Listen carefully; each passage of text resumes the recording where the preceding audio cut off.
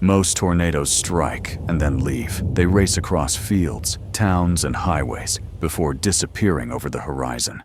But what if a tornado didn't leave? What if, instead of moving on, it stopped directly over a neighborhood? On May 27, 1997, near the small town of Jarrell, Texas, that nightmare became reality. For 13 terrifying minutes, one of the most violent tornadoes ever documented ground an entire community into the earth. When rescue crews finally arrived, they found a scene so devastating that many couldn't even tell where the houses had once stood. Yet perhaps the strangest part of this story happened before the disaster itself. Witnesses claimed they saw something inside the storm that would later earn a chilling nickname: the Dead Man Walking.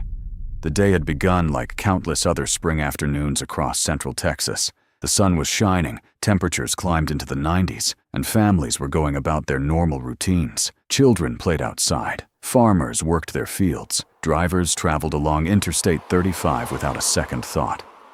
Nothing about the morning suggested that one of the deadliest tornadoes in Texas history was only hours away.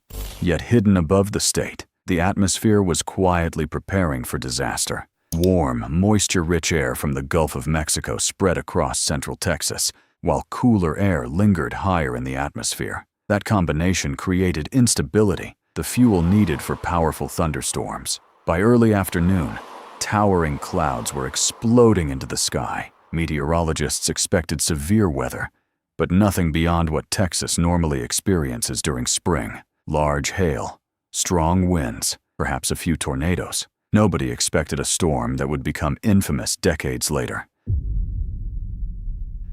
As thunderstorms developed across the region, weather radar began showing something unusual. The storms weren't moving in the direction forecasters expected.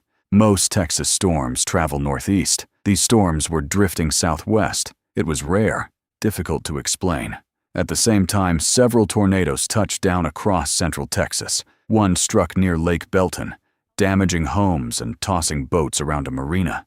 For many residents, it seemed like another active, severe weather day. But while attention remained focused on those storms, another supercell was quietly growing stronger near Jarrell. Hidden within it was a circulation that was rapidly intensifying. Around 3:40 p.m., a tornado touched down northwest of Jarrell. At first, it appeared relatively small. There was little to suggest that it would soon become one of the most violent tornadoes ever recorded. But within minutes, witnesses noticed something disturbing. Beneath the tornado, several smaller vortices began spinning around the main circulation. From a distance, these rotating columns looked eerily similar to giant legs walking across the Texas landscape. Storm chasers, who witnessed the phenomenon later, gave it a name that would become legendary in weather history: the Dead Man Walking. Whether the nickname was folklore or simply an observation of unusual storm structure, it captured the growing sense of dread surrounding the tornado. Every minute, the storm grew larger, darker, more violent. 3:42 p.m. The tornado was rapidly strengthening. Trees snapped, power lines collapsed, farm equipment disappeared into the rotating wall of debris. What had begun as a relatively narrow funnel was transforming into a massive wedge tornado. Witnesses struggled to determine where the tornado even ended, because the entire horizon appeared black. Just minutes later, the storm struck the Ego family farm. Buildings vanished. Heavy machinery, weighing several tons, was thrown aside.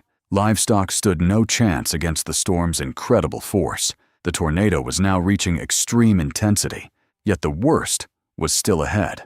Directly in its path sat a small subdivision known as Double Creek Estates.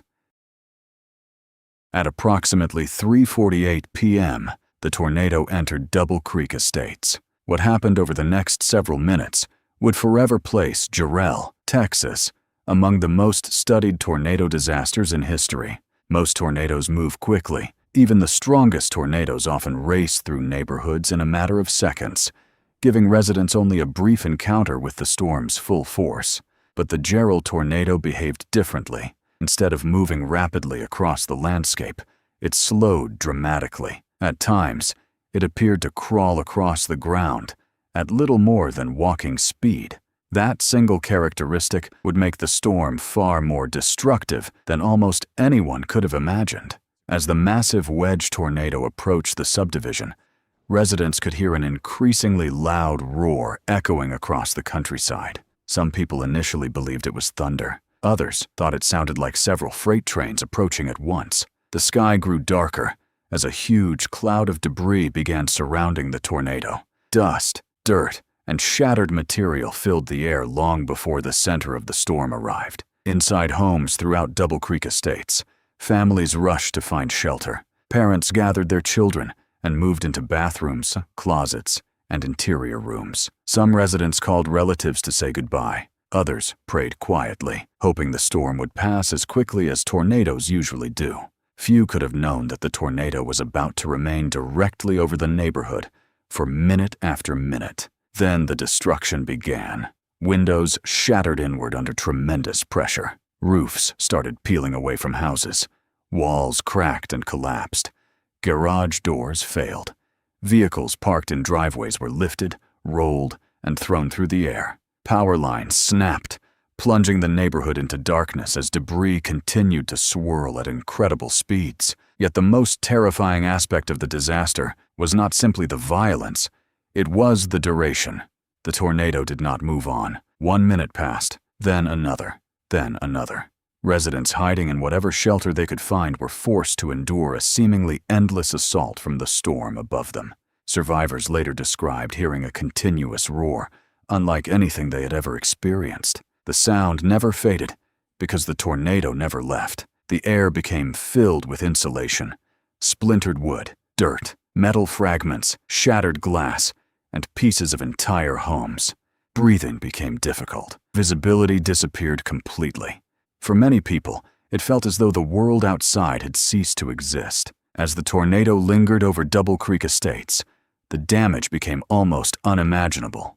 Homes were not merely damaged or destroyed. Many were swept completely from their foundations. Vehicles were mangled beyond recognition. Trees were stripped of their bark. Fences vanished. Utility poles were torn apart.